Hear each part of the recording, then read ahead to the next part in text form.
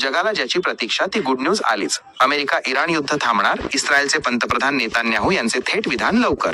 America आणि Iran युद्ध सुरू आहे. इराणवर मोठे हल्ले इस्रायल आणि अमेरिकेकडून केली जात आहेत. मात्र युद्ध थांबवण्याची मागणी जगातून होत आहे.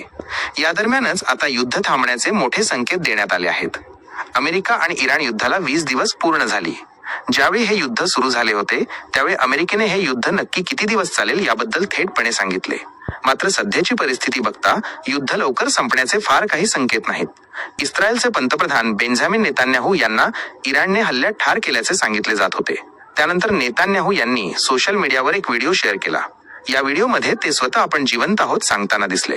यासोबतच नेतान्याहू यांनी या युद्धात अमेरिकेला ओढल्याचे सांगितले जाते. त्यावरही स्पष्टपणे बोलताना नेतान्याहू दिसले. इस्रायलकडून थेट इराणच्या गॅस प्रकल्पांवर हल्ला करण्यात आला. त्यानंतर UAE आणि कतारच्या गॅस प्रकल्पांना टार्गेट करत मोठा हल्ला इराणकडून करण्यात आला. इराणवर मोठे हल्ले होत आहेत.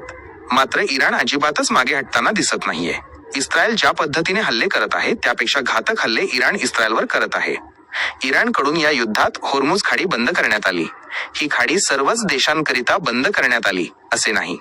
अमेरिका, इस्रायल आणि या देशांना समर्थन देणाऱ्या देशांकरिता इराणकडून होर्मुझ खाडी बंद करण्यात आली. ही खाडी बंद असल्याने जग संकटात आहे. तेलाच्या किमतीमध्ये मोठी वाढ झाली. आखाती देशांमध्येही इराणकडून मोठे हल्ले केले जात आहेत. इस्रायलचे पंतप्रधान बेंजामिन नेतान्याहू यांनी नुकताच एक पत्रकार परिषदेमध्ये बोलताना अनेक गोष्टींवर थेटपणे भाष्य केले. विशेष म्हणजे जगातून इराण आणि अमेरिका युद्ध थांबवण्याची विनंती केली जात आहे.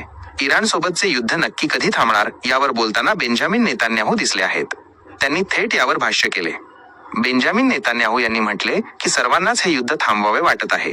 हे युद्ध लवकरचे संपेल असे मोठे विधान बेंजामिन नेतान्याहू यांनी केले. या युद्धाचा फटका फक्त अमेरिका, इराण आणि इस्रायलला बसत नाही. पूर्ण जग या युद्धामुळे संकटात आल्याचे बघायला मिळत आहे. जागतिक बाजारपेठे या युद्धामुळे संकटात आहे.